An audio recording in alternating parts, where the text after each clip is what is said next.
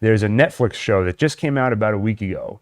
You watched some of it. I watched all of it. It's called Sanctuary. Oh yeah, yeah. I was like, wait, what show did I You're like watch? a deer in headlights. What are we talking about? Did I have homework I was supposed to do? This is a show that snuck up on us. It came out of Japan. Daniel, tell us about this show. All right, it's about It's about sumo wrestling. No, go ahead. it's about sumo wrestlers. It follows one main character who is a sumo wrestler who doesn't follow the traditions of sumo. And when they say that, I mean he's a real jerk. I mean, he like bites people and like punches them. Like he really stretches the limits. But to be fair, we do also see that like the traditions of sumo, some of them are a little oppressive. Yes. And they are. Well, one thing I didn't know about sumo wrestling is that it's a lot more violent than I realized.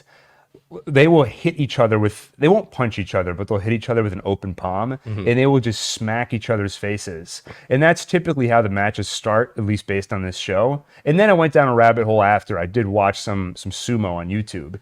And it's similar to jujitsu where you're trying to get you're trying to grapple to the person, grab them. So it starts off with a lot of like smacking each other and trying to get a grip. It's a great show, even if you're not into sumo and I'm not into sumo. You know, I've never seen it before besides the one character in Street Fighter. But it's a great show, underdog spirit. It's one of those, this person you're talking about, the main character who's kind of a rebel. It's all about him discovering, learning how to take it seriously. It's a big joke to him at first. So it's a lot of fun to watch. Do we actually feel ready to endorse the show? I mean, we're starting to see inklings that it might go downhill. So I watched the entire first season. Oh, okay. Yeah, after you left, we binged the rest of it. It suffers from the usual issue a lot of Netflix shows suffer from, which is they'll often have a really strong start. Then there's a mid-season slump where the show kind of treads water. It clearly has too many episodes, and then it picks up a little bit more toward the end of the season. And I would say Sanctuary followed that same pattern, unfortunately. Has a lot of subplots that just don't go anywhere. The show seems to be about one thing at the start. Like you talked about how some of the traditions in sumo are a bit oppressive or maybe it's time for them to change. And it seems like that's going to be a central focus of the show. About halfway through the season, it just kind of stops being talked about. It just disappears and gets replaced with some bizarre subplots that, like I said, seem to not go anywhere. Overall, though, I thought it was worth watching. I would recommend Sanctuary. It's on Netflix. One thing that bugged me is I was watching it and I was thinking like, maybe I want to try that. I would love to try sumo. It seems like a fun lifestyle. You get to live with a bunch of other sumo wrestlers and every day you just wake up, you do your shiko, you train. And I realized something. I will never be a sumo wrestler. It can't happen. It could happen. You would just have to sacrifice everything else. But then, like you just said, sacrifice everything else. So it's like in life, apparently you only get to do like two things. I got to do finance for a while. Now I'm a content creator. That's it. There's no sumo. And then what if I do sumo and I decide, you know what? I love Rocky. I want to be a boxer. I'm already past retirement age for a boxer. So just remember that, folks. You only get one take at all this. But we don't need to be so negative about it. You just said sumo. There's some elements of it that are like jujitsu. You could go to a jujitsu gym any day, Gil, and just try it out. So there's no reason to be so negative. Alon and I actually tried doing a little sumo on each other. And so we got in our ready position and we charged at each other. But the problem is I think we share so much genetically that we both tried to do the exact same maneuver. So we came at each other like this and our hands just hit straight on. So it was like our fingers collided with each other. And it hurt. It's like when you catch a football like this.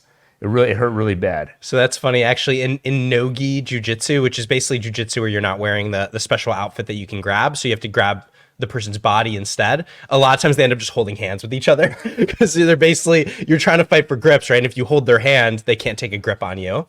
But you know, when we were watching some of the actual sumo, the other thing was like, it's a brutal sport. I mean, we mentioned that, but like people just get their arms broken. Like you'll just grab the person's arm and just yank on it. And then the other thing is the platform is, at least in the fights we watch, like the platform is elevated and then there's just the audience right around it. But the whole goal of the sport seems to be to either, throw the person onto their back or to throw them out of the ring. And most fights end with them getting thrown out of the ring. So why is the ring on an elevated platform with a bunch of chairs around Right. it? There's like 6 inches between the platform and the audience. So if you go, I mean, you're going to get a large man thrown on top of you. And these are huge guys, right? They're like 300, 400 pounds. This is my new thing. So I've been on chimps for a while. Now I'm on sumo. So you might hear some sumo facts sprinkled throughout today's show. Last thought on the show is, well, I guess I'm curious because you finished the season. Do you stay liking the main character? Because I know I said he was a jerk earlier, but he is really likable because he's this underdog that you can really root for. Do they maintain the focus on him throughout the season? They do, but I talked about those subplots. It starts to cut away from him a lot more than I would like.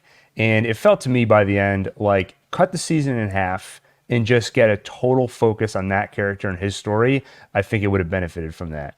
Is it a spoiler, Daniel, if I say whether or not the ending was satisfying? I'm not sure, but how about like just say, hey, spoiler coming. Yeah, I meant for you personally. Because I can warn them, but you can't. You're I captive can close audience. my ears. But do you want to hear? I kind of want to know. Okay. I don't think it's a spoiler to know if it's All satisfying. right, so spoilers on whether or not the ending is satisfying.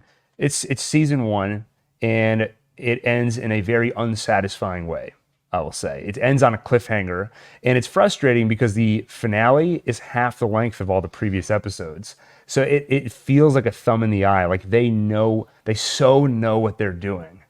And and there's not even a second season announced. That might make the blow a little softer if you're like, well, at least I know it's going to continue. So it's a bit frustrating.